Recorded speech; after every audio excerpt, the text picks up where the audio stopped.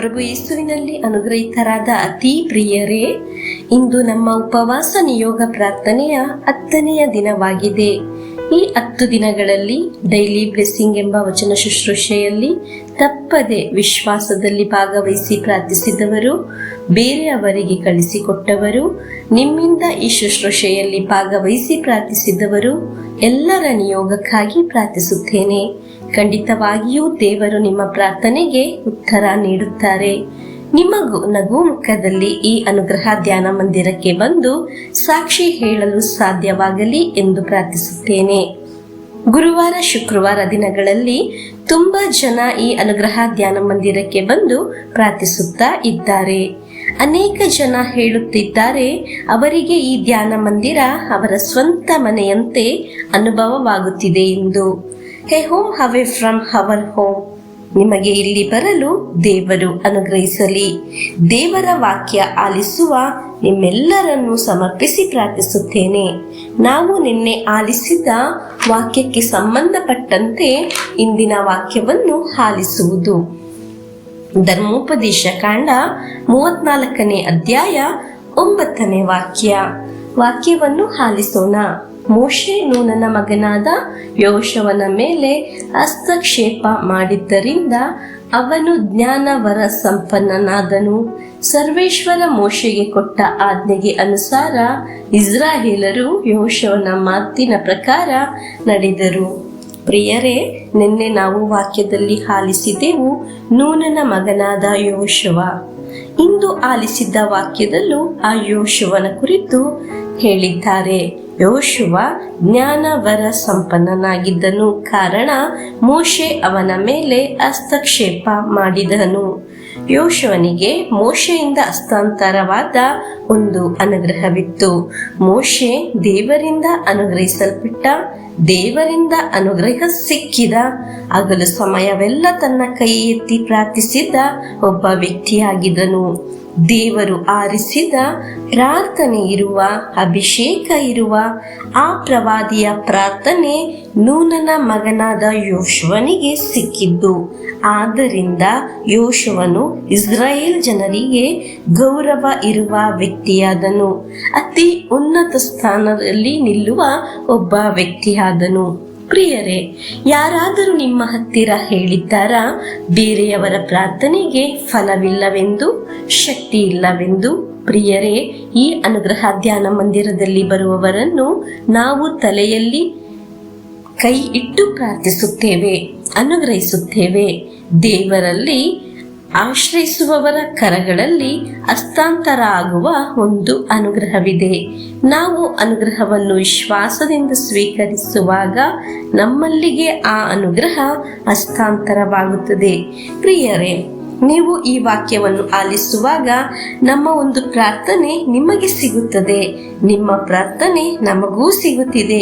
ಎಷ್ಟೋ ಜನ ಹೇಳದೆ ನಮಗಾಗಿ ಪ್ರಾರ್ಥಿಸುತ್ತಾ ಇದ್ದಾರೆ. ಹೀಗೆ ಪರಸ್ಪರ ಅನುಗ್ರಹದಲ್ಲಿ ನಿಂತುಕೊಂಡು ನಾವು ಪ್ರತಿನಿತ್ಯ ಡೈಲಿ ಬ್ಲೆಸ್ಸಿಂಗ್ ಎಂಬ ವಚನ ಶುಶ್ರೂಷೆಯಲ್ಲಿ ದೇವರ ವಾಕ್ಯವನ್ನು ಆಲಿಸುವುದು. ಹೀಗೆ ಪ್ರಾರ್ಥನೆ ಸಿಕ್ಕಿದ ಯೋಶುವ ಯಾವ ಸ್ಥಿತಿಗೆ, ಉನ್ನತ ಸ್ಥಿತಿಗೆ ದೇವರು ಏರಿಸಿದರು ಎಂದು ಯೋಶುವನ ಗ್ರಂಥ 3ನೇ ಅಧ್ಯಾಯ 7ನೇ ವಾಕ್ಯದಲ್ಲಿ ನಾವು ನೋಡಬಹುದು. ಯೋಶುವನಿಗೆ, ನಾನು ಇಂದಿನಿಂದ ನಿನ್ನನ್ನು ಇಸ್ರಾಯೇಲರ ಮುಂದೆ ಮಹಾತ್ಮನಾಗಿಸುವೆನು. ನಾನು ಮೋಶೆ ಸಂಗಡ ಇದ್ದ ಹಾಗೆ ನಿನ್ನ ಸಂಗಡವೂ ಇರುವೆನೆಂದು ಅವರಿಗೆ ಗೊತ್ತಾಗುವುದು. ಯೋಶುವನು ಎಲ್ಲರ ಮುಂದೆ ಮಹಾತ್ಮನಾದನು. ಆದರೂ ದೇವರು ಯೋಶುವನನ್ನು ಇನ್ನೂ ಹೆಚ್ಚಾಗಿ ಆಶೀರ್ವದಿಸಿ ಮಹಾತ್ಮನಾಗಿಸಿದರು. ಕಾರಣ ಯೋಶುವನ ಪ್ರಾರ್ಥನೆಗೆ ಬೆಲೆ ನೀಡಿದ, ಒಬ್ಬ ದೈವಿಕ ಕಾರ್ಯಗಳಿಗೆ ಬೆಲೆ ನೀಡಿದ ವ್ಯಕ್ತಿಯಾಗಿದ್ದ.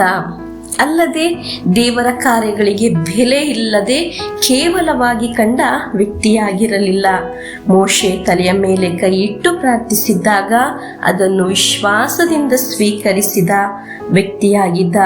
ನಾವು ಹೀಗೆ ದೇವರ ವಾಕ್ಯವನ್ನು ಆಲಿಸುವಾಗ ಅನೇಕರು ನಮ್ಮನ್ನು ಗೇಲಿ ಮಾಡುತ್ತಾರೆ, ಕೆಲವರು ನಮ್ಮನ್ನು ದೂರುತ್ತಾರೆ, ಕೆಲವರಿಗೆ ವಾಕ್ಯವೇನಾದರೂ ಕಳಿಸಿಬಿಟ್ಟರೆ ಇಷ್ಟವೇ ಆಗುವುದಿಲ್ಲ. ಗ್ರೂಪಿನಿಂದ ಲೆಫ್ಟ್ ಆಗುವ ವ್ಯಕ್ತಿಗಳು ನಮ್ಮ ಮಧ್ಯೆ ಇದ್ದಾರೆ.